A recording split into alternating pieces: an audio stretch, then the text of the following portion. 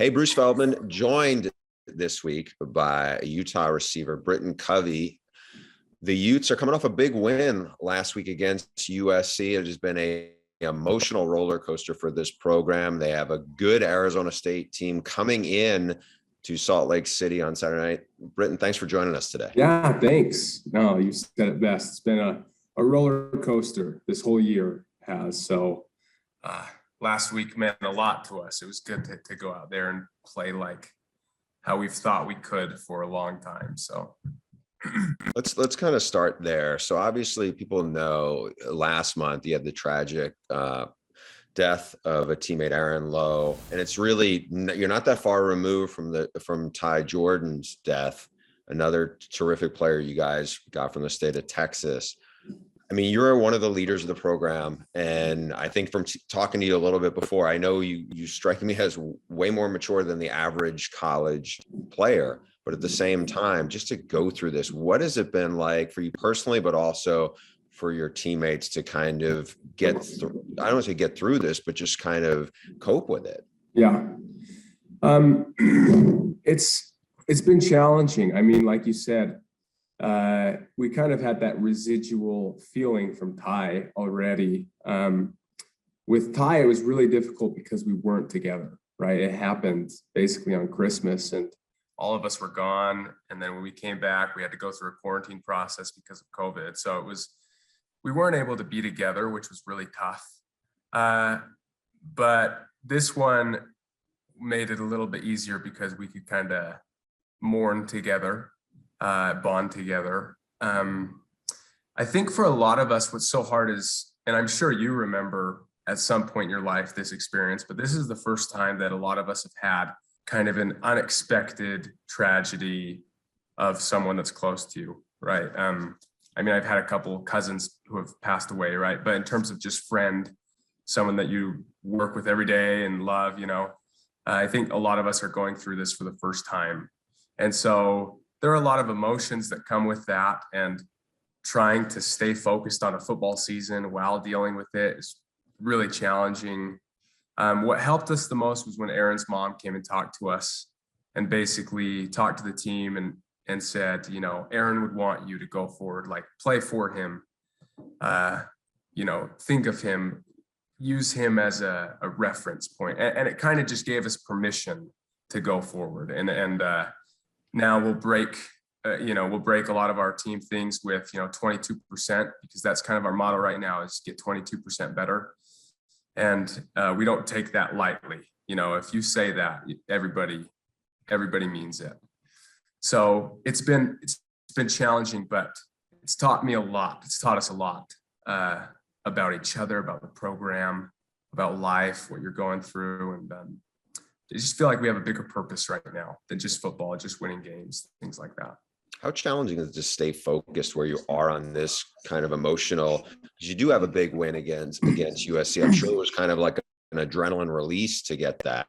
But at the same point, you come back Sunday and yes, you won a football game, but at the same point, the tragedy is still not far removed from you. Yeah.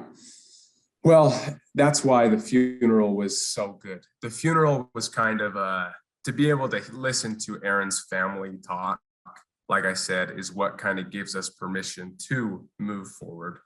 And someone said something at the funeral about, you'll never get over it, but you'll get through it.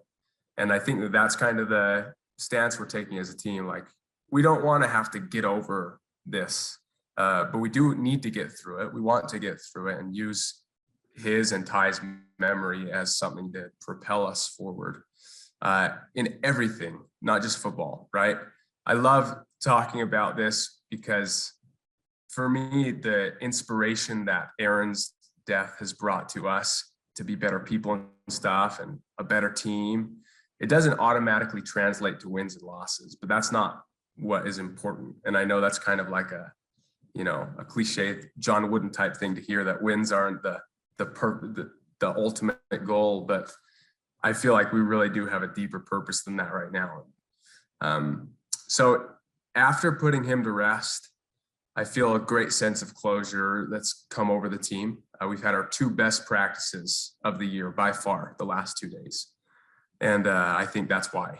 And so I don't think it's going to be tough to stay focused anymore. I think it was for a little bit, but now we feel good. Is it even more of maybe a reality check to know, hey, we got Arizona State. We see how well they're playing. They have a big time quarterback in Jalen Daniels. A lot of people look at it, hey, if Arizona State wins this game, they have a easy path, or at least a really clear path to win the Pac-12 South, that you guys have a chance. It's it's a great home environment. Anybody who's been at your stadium knows how loud that place can get. Yeah. How does that factor into where you guys are in terms of the preparation and getting so excited for Saturday night? It's big. It's huge. I think that seeing what we could do on Saturday night has given us, kind of a jolt of energy, but then also understanding the impact of this game, right? You live for games like this. Like, I'm just trying to, memorize every moment right now leading up to this game, because you only get so many, right? And I can count on one or two hands the amount of games where I feel this type of buildup and energy towards, because it's such a big game, and we each have so much respect for each other.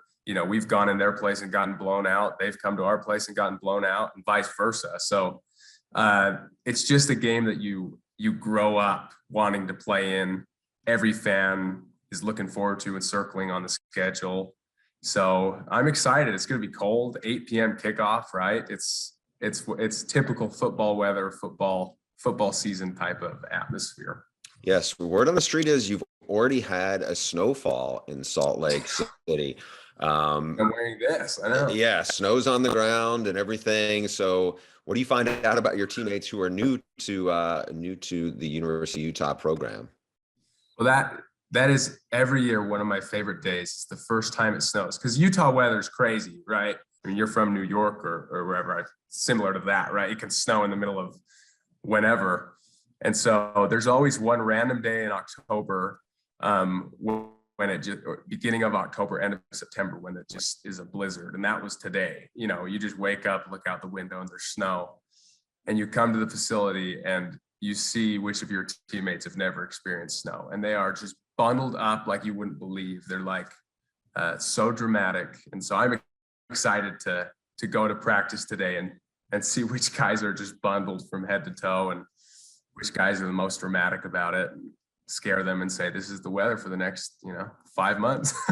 When we first met, it was at Pac-12 Media Days. And the thing that I thought jumped out at me, and I imagine it jumps out at almost anybody who meets you, is you have this kind of energy about you. And the only person I know who really has the same energy is Yogi Roth, our friend from the Pac-12 Network. And it's ironic that you ended up interning for him. And for anybody who hasn't been around Yogi, he's really that way in person, not just on TV, where it's just like relentlessly upbeat, is the way I would describe him. And you feel like you have that same vibe. You guys kind of kindred spirits? Well, I would love to be kindred spirits with Yogi. I mean, part of what drew me to Yogi was that infectious optimism that he has, right? I'm sure it gets annoying from his wife to be constantly optimistic. That's what my wife sometimes says to me. She says she feels like she's married to a golden retriever sometimes. Just happy to do stuff. But I think that's just a demeanor that I've admired throughout my life. And so I've tried to emulate. Yogi's a great role model for me. Seriously, doing that internship with him was great. I learned a lot, and more than anything, just from example of watching him.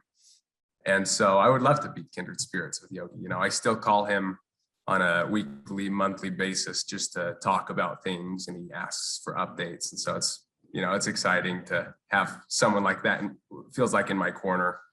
But yeah, I think that to some point, I'm not saying for everybody, but I think that at some point, your attitude and your optimism and your view on life, your paradigm is a choice. I think that it's a lot easier for certain people than others, right? But I do think that it is a choice in some sense of the word. And I want to spend my life being happy and making other people around me happy. And one of the main things was, so my oldest brother played college football at BYU, right?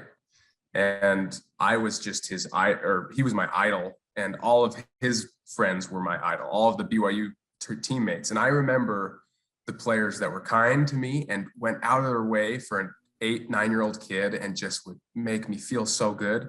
And then I remember the players that like didn't really care, wouldn't take the time of day, or you'd feel intimidated by and things like that. And so that's not who I want to be. You know, when I'll take even if it kills me, I'll stretch myself thin to try and make this person's day, because I remember what that was like. And I don't want to be some intimidating football player. I mean, I'm 5'8", 160 pounds, right? But I think that's what it comes down to. You want to help people feel good about themselves. You know, not have them look at you like wide-eyed, but have them feel good about themselves and like you have a good relationship. You and Yogi, obviously you're both receivers, and I think he's taller than you, you're faster than him, but he grew up in Pittsburgh, you grew up on the West Coast, not like you have exactly the same backgrounds or anything, or how you were raised, but the kind of aura to me feels very similar. And I always wonder, it's something, you know, I'm kind of envious of. Somebody could have that kind of spirit and that kind of optimism. I mean, the things you're saying, I feel like it's like easier said than done, because a lot of people, I feel like a lot of people's kind of default instinct is either negativity or skepticism and everything. And so, and I don't know if this is necessarily drifts into the mental health aspect, because I do feel like there's a lot about what it's your mindset. But I am curious, you know, you're kind of a student of the human condition, it seems like. How do you kind of keep that? And you've been through a lot now, especially just as a teammate and as a friend, when you've had two major tragedies that you guys, not just you, but your teammates have had to get through. So what are the ways you are able to do it more than just say, hey, I'm going to remember this, but what else do you feel like, and also what challenges you to try to stay that way? Yeah.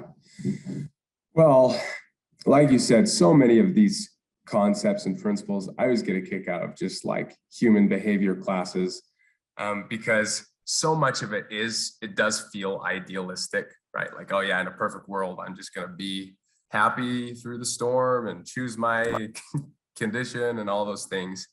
But I think that it's just kind of like this unwavering desire to become a type of person. And you're not going to be there, you're going to fail and do that thing, but it's like you don't give up. I think life is not about being something, it's about becoming something. I want to be like Yogi, I want to be like my grandpa, right? And so you just keep trying, and things like this are your tests in life when it's hard to try. You know, it's so easy to be a leader when everything's going great. Whenever I look around the country at college football teams and see the controversy that happens when they start losing, when there's no controversy when certain teams are winning, and they talk about the leadership of guys and teams that are winning. You know, the leadership to me, it happens when things aren't going well, and you see that. That's why Cam Rising was such a great leader for us this year, right? He's been the same guy when the season was going poorly as it is now, and so I think that's kind of what we've all experienced. So easy to be happy when things are going great, but then when you have a couple of teammates pass away and things aren't going great, you learn who you really are, but like who you want to be. Who do I want to be in those situations? My grandpa had the most influence on me of anybody, right? His books, I've read multiple times, and it's the typical, like you said, human behavior condition, 7 habits of highly effective people, right? And I remember they've asked him multiple times in his speeches. He passed away about 8 years ago, but they said, how often do you live the 7 habits? And he said, probably 75% of the time, you know? So it's not even someone who wrote about it and taught it, and it was like every part of him couldn't do it all the time. It's impossible, but you just keep trying. So after football is done, how do you carry these things forward, and how do you share them with all the people around you, and kind of use this spirit to kind of champion it and kind of take maybe your grandpa's message and Yeah. and grow it? Well, gosh, that's a good question. I've thought a lot about what I want to do after and things like that. I feel like I would regret it the rest of my life if I didn't try coaching. Kind of like Yogi, but because coaches have had such a big impact on my life. And I feel like coaches that recognize that they're more than just like a football coach can really do that. So I think I'll try that at some point. I really want to. And then other than that, I feel like just whatever platform I have, for me, it's been sports because of my experience, right? But just trying to bring these teachings to people, because like I said, it's not about me or anything like that. Like, it's about the people who helped me understand this. That's who I think of with this stuff. And that's kind of who I want to be in the future, right? Just a selfless person who gets their joy from helping others feel that way or whatever it is. So I'm not sure, sure I'll feel pressure to write a book at some point in my life. Oh gosh, I don't, we'll see if that happens, but definitely want to try coaching at some point. You can do all that. Yogi's already written 2 books. And I know. We'll see. I've got a couple of things that I'm working on too with name, image, and likeness that I hope can do some good, some charity things. So what are those things? What are those specific things that you're feeling like you can kind of leverage right now?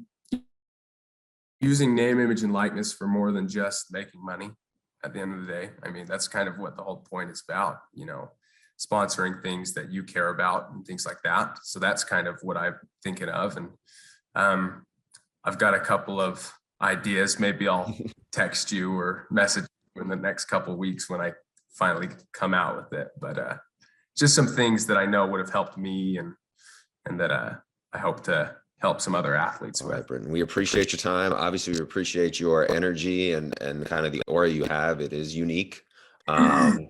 And fans can check out the Utes in a big game Saturday night in Salt Lake City when ASU comes to town. It should be a really fun game. Yeah. Thanks for doing this, Britt. Thanks, Bruce. Appreciate it. Yeah, thank you.